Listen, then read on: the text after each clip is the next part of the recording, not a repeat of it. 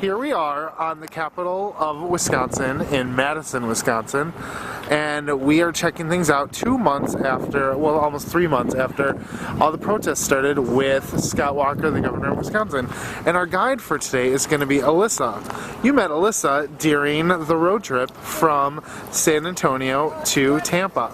Yes. So, 2 months ago, Alyssa, what was going on at this spot? So 2 months ago, right around this time, there were massive amounts of rallies. It seemed like during the work week, you could come here at 10, 12, 2, and 5, and they would have constant scheduled protests. So 2 months ago, there was still snow on the ground. People were out here trampling in the snow, trying to get their words spread and heard. Here we're at the King Street. This is one of the major pivotal points where people said our rights are not being taken away. This is our house. We're allowed to be here during these hours, and you should not have the right to police the Capitol to the extent of which you are. So I mean, if you look, a lot of things have changed.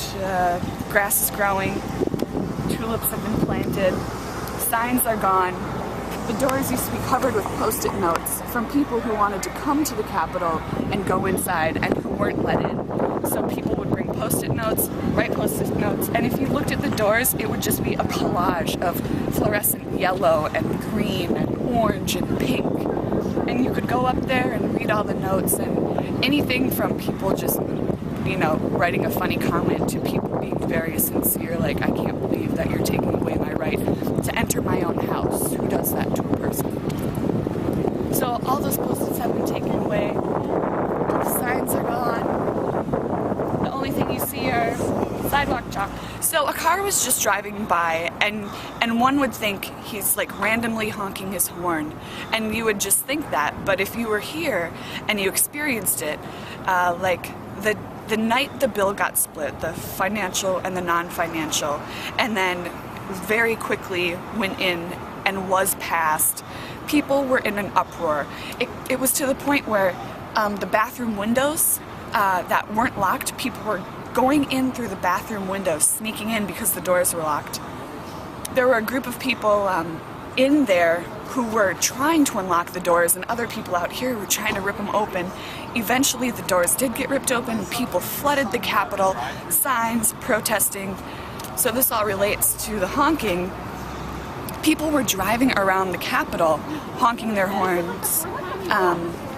Show me what democracy looks like. Boop, boop, boop, boop, boop, boop, boop, boop.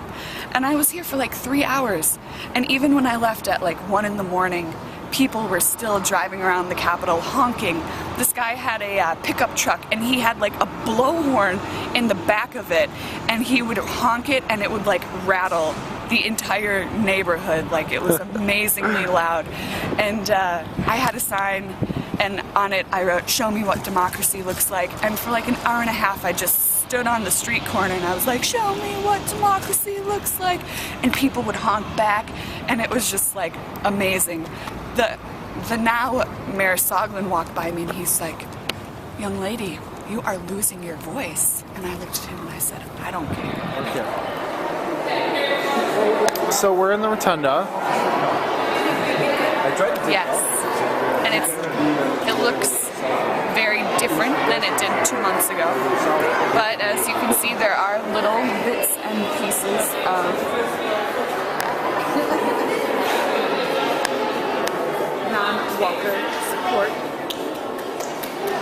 There's the One Day Longer campaign. What is that exactly? I mean, I think it's just remembering that you just need to go 1 day longer. You just need one more day. Just keep pushing through one more day. I think it's all about perseverance and staying strong. So even though there are still people protesting here, kids are having field trips from the schools in Wisconsin. Looks like they're like 3rd or 4th graders. It makes you wonder what they think of it all. Small town Wisconsin kids coming here, maybe they don't know anything about it. Maybe they know everything about it. Maybe they know everything wrong about it. Who knows?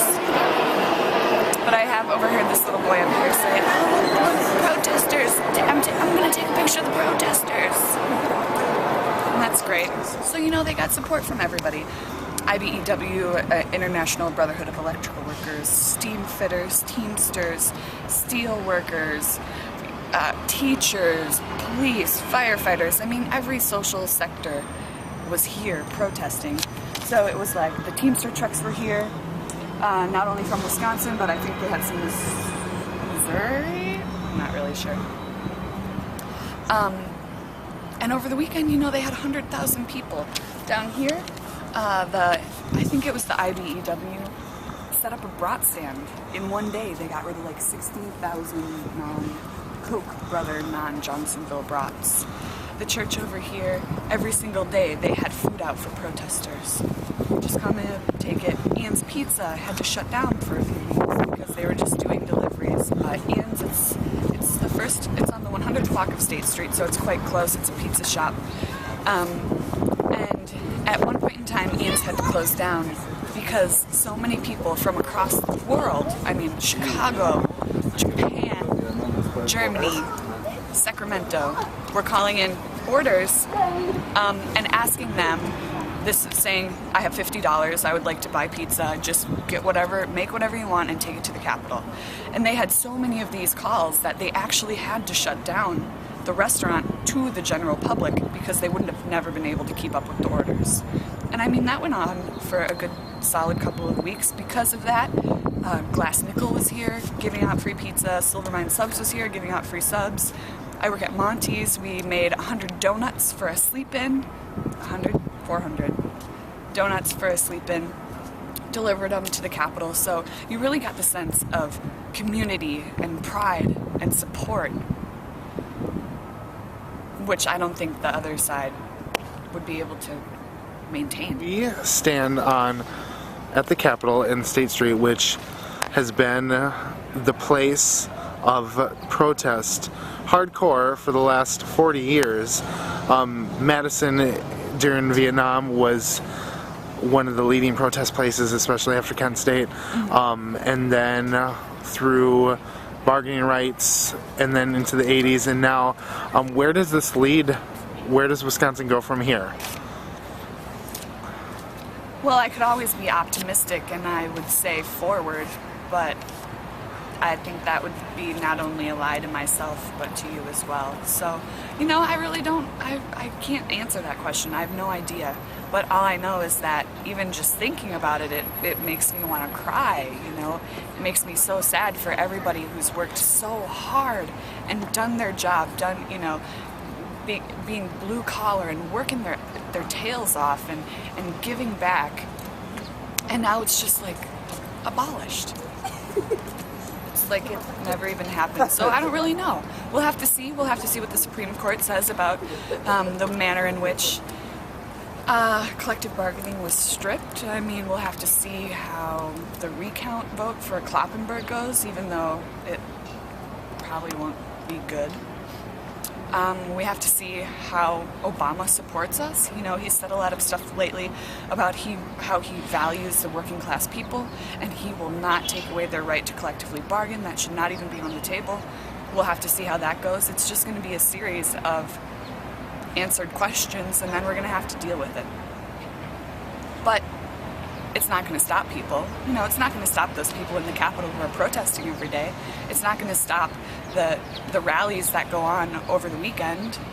I think if anything, now that it's summer, it's just going to increase. It's going to get stronger. People are going to want to be out here. And it'll just be really interesting. There's a balloon up there. They did releasings of balloons that had signs like Walker derailed us with trains, and it was like a whole ceremony almost, and everybody was here, and the Capitol was full, and people were everywhere. And then down in the middle, right here, they let the balloon go, and everybody was just like major cheer, uproar.